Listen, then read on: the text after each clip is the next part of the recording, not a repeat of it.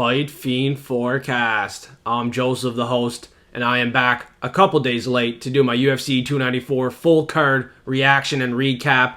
It went down Saturday in Abu Dhabi, and I am Mick, loving the results. I don't know if you can see it, but I got the McLovin sweater on.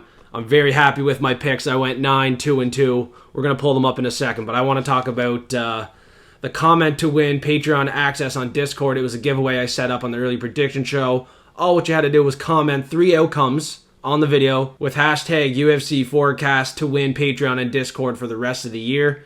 Only 3, 4, 5 people might have commented. They all lost, unfortunately. One guy was super close. I want to shout him out. Onam. I think that's what his name was. Makhachev by submission, Bashrat decision. That was a no contest. And then he had Share a Bullet KO. I was pretty high on Share a Bullet KO, so unfortunately that one got ruined. I'm so lucky. Nate Brown, they were on Volk. This other guy, he had Hamzat for a finish. So yeah, just a little bit of unlucky outcomes there for us. Some outcomes that we really wanted to hit didn't hit. We'll talk about them all in a few minutes here because I'm going to go through the full card recap. I'm going to try to go through it pretty quick. I don't want to bore you guys out. There's no fights this week, so I just felt the need to do a quick recap. Last week I did a recap as well, so I'll definitely be doing reaction videos more often. So smash the like button and suplex the subscribe button. Let's get right into it. Like I said, I went 9-2-2. Let's pull up the picks. My double locks hit. My over-under of the week hit as well. Under 3.5 for Makhachev, Volkanovski. Yeah, we smacked that one, didn't we? Round 1, 3 minutes in. Lock of the week, Cash with the head kick. Headshot dead. Pound for pound, number 2 in the world. Wow, he got split open. And then he got just viciously ground and pounded by Makhachev. What a performance. I don't want anybody discrediting Makhachev. I know it was 10 days notice, but if you listen to the early prediction show, and even, let's go back to the comment section. Should we do that? Somebody said Volkanovski. I'm here. I'm looking at it in the comments. I'm going to scroll and I'm going to find it. You don't really think that Volk is really coming off the couch? Come on, boys. You're smarter than that. They say that shit to move the lines. Well, he even said in interviews he was coming off the couch, dude. And yeah, it definitely looked like he was coming off the couch. Listen to the interview after the fight, too. Whatever, yeah. He was also 190 pounds, had a bunch of weight to cut. I know Makhachev had a lot of weight to cut too, but there's a lot of rehydration time. Last time it was in Australia. Khabib wasn't in his corner. He had a tough time cutting weight. There was a lot of reasons why Makhachev was my lock of the week. If you listen to the early prediction show and my reasoning, I was spot on. And I was spot on a lot of these fights. So yeah, not much more to break down about Makhachev and Volk. That was a clean-ass win. I don't think they're ever going to fight again. Volkanovski's definitely going to want a full training camp, like I said, on the early prediction show. 10 days notice, basically coming off the couch. They're not just saying that shit to move the friggin' lines. Lock of the week, cash it. And while you're at it, cash that other lock of the week right beside it. Hamzat Chimaev. I thought he was getting that sub in round 1. I had him by sub. I had Makhachev by sub and said Nurmagomedov by sub. I put 5 on it for 200, and it was darn close. Darn close. Plus 4,000, 40xer. Oh, damn. I was jumping up and down in that first round. And then the second and third round, I was sweating my bag. I almost bet Usman. That was so sketchy. Hamzat wasn't having success, and I thought he was going to lose. It was a majority decision. Now, apparently he broke his hand. He still got us a win. But moving forward, I still think he can beat a guy like Strickland. But obviously there is going to be some guys that can test Hamzat. I think Hamzat will rapidly improve. He's only 28. He's a lot younger than Usman. Usman's getting older. He's constantly going to be slowing down. But not a bad performance from him. I did say on the final prediction show that he popped his knee, stuff like that. It didn't really seem to bother him. It didn't at all. His knees didn't seem to bother him. His submission defense was good. So credit to Usman. I think he deserves a lot of credit in that fight. I'm impressed with Usman. And yeah, can't wait to see where they get matched up with next. I'm assuming Hamzat's going to get that title fight with Sean Strickland. I know a lot of people don't want to see that. honestly, Dricus Duplessis should get that fight. So comment below what you think should happen, Dricus or Khamzat. I'm leaning Dricus now. I know Conor McGregor also tweeted about this. He said Dricus. I don't know if he said Dricus, but he said, I want to see more of the Khamzat before he gets the title contention shot. So check out Twitter, X, whatever you want to call it. Follow me. Look at Conor McGregor's tweet. Bunch of good stuff on there if you're not on Twitter and X. Also, follow us on Instagram, TikTok, and check out that short video I just posted because I had a winning parlay, and that was money. And then we're going to talk about the no contest. Ankalev, I went with Ankalev. I thought he was going to get the KO. He was looking very good, and then he threw that knee to Walker when he was grounded. That easily could have been a DQ and a win for Walker. That was a stupid move for Ankalev. He was looking good. He was checking those leg kicks, thankfully. Thought he was going to win, thought he was going to get the KO, and Jesus, that was not a good look throwing that knee. But it wasn't a good look by the doctor either. Let's talk about the doctor. Didn't give Walker enough time, some language barrier. I don't know what was going on. People are going to talk about that one. We're just going to skip it over. It was a no contest. Hopefully they rebook it, and Ankalev can get that KO. And next up, the knockout for Aliskerov hit round 1. I cashed in, and my mother, Draft Goon, she also made a single bet on that. I was super high on Aliskerov. I was doing a lot of single bets, and Aliskerov KO was definitely a single bet, and we definitely cashed in. So I'm very happy about that. Next fight, Said Nurmagomedov. He got the guillotine in round 1. What a submission. So many people were doubting that. That was fast AF, boy. He got that submission quick. As soon as Gafarov shot, he got it, sunk it, made him tap. Easy win. Easy money. Nurmagomedov, there's a lot of value on that line, like we said, and he was also on the winning parlay. Yeah, he could have been a lock, so what a friggin' sharp play for me taking submission there. Next one, it was another submission. Look at that. Mohamed Makhachev. Now, this is one I want to talk about. So I was watching the fights with my buddies, and it was a pretty rough start to the prelims, and there's not many finishes, so we were really praying on one here for Makhachev, and it was the 3rd round. It was looking greasy. And I left the room. They told me to leave the room. Maybe he'll get the finish. And wow, I left the room for 10 seconds and they were screaming. I came back in and Tim Elliott tapped. I watched the replay. I was like, holy shit, let's go.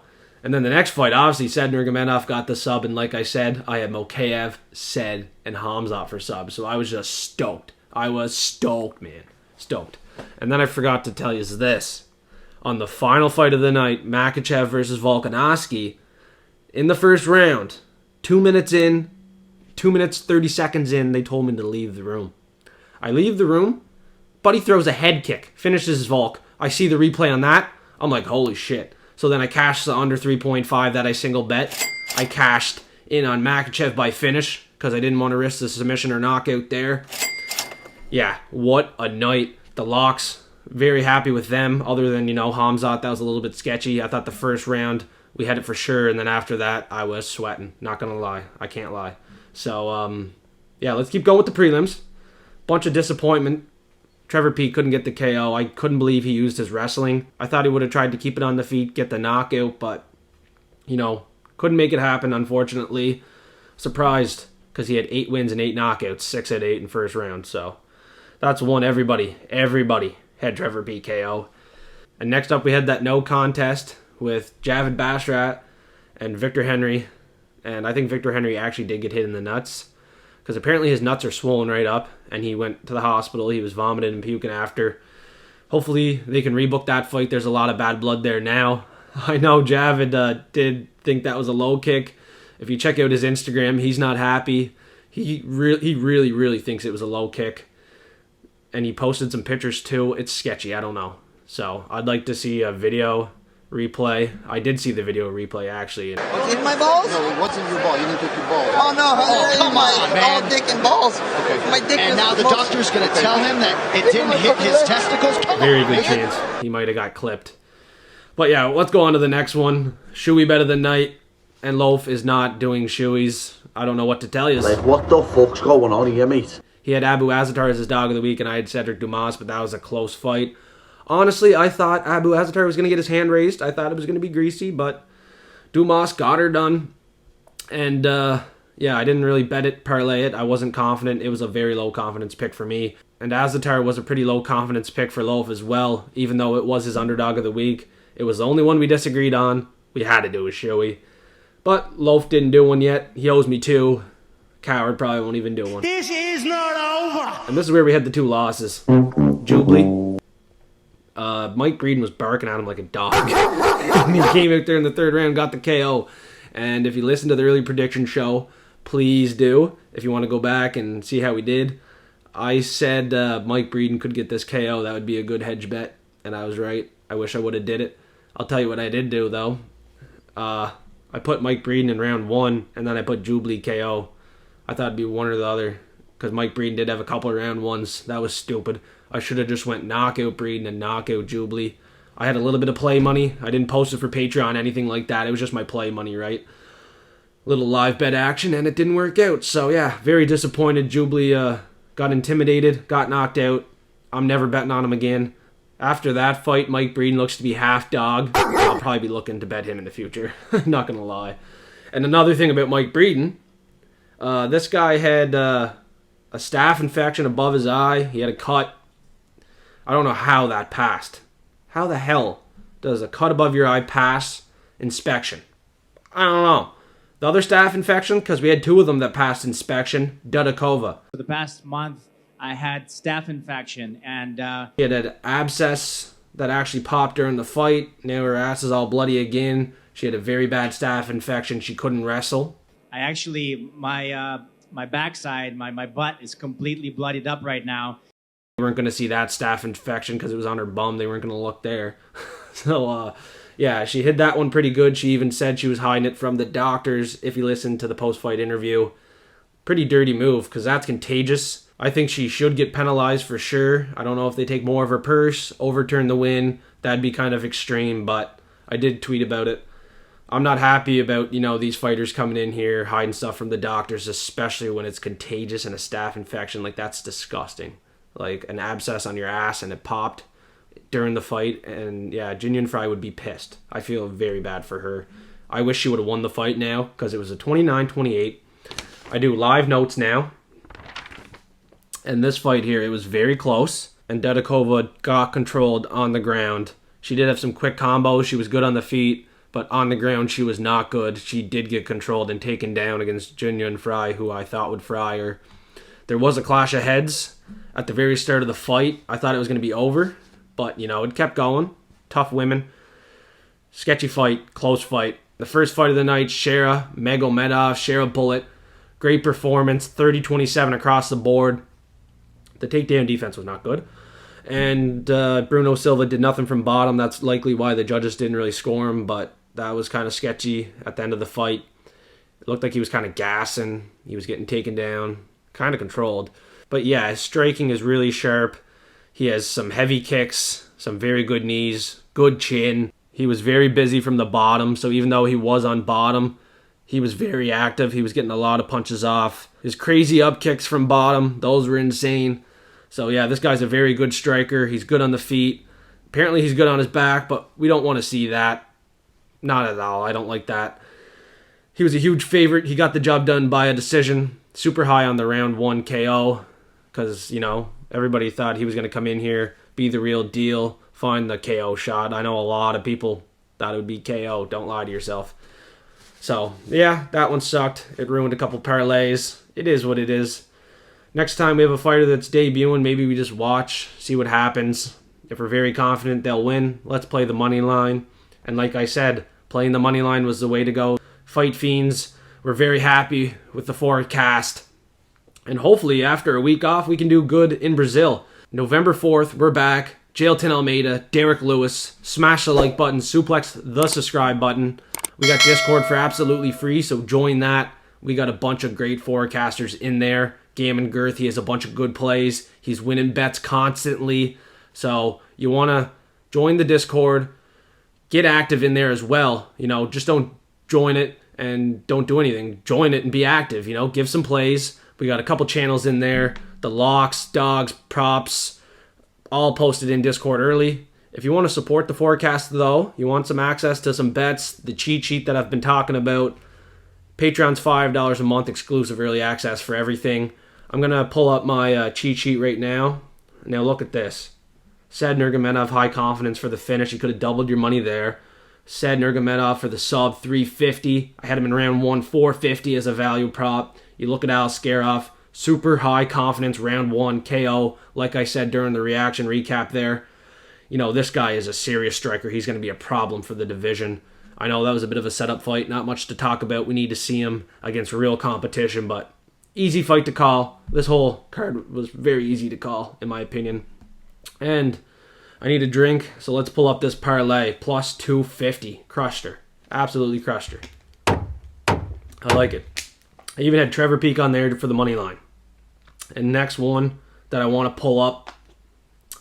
Actually, I won't pull it up. Go to the shorts video. It was the winning parlay. Smash the like on that. Comment for the algorithm. I appreciate that support. I'm going to do some more reaction and recap videos. I'm going to do more short videos, stuff like that. So make sure to follow me on Instagram. I'm going to try to get that following up. I'd like to get the subscribers up as well, because once I hit 1,000 subscribers, guess what? Another 500 might be given away. So start suplexing the subscribe button. I'm going to do another giveaway. So join Discord. The giveaway bot will be set up in Discord.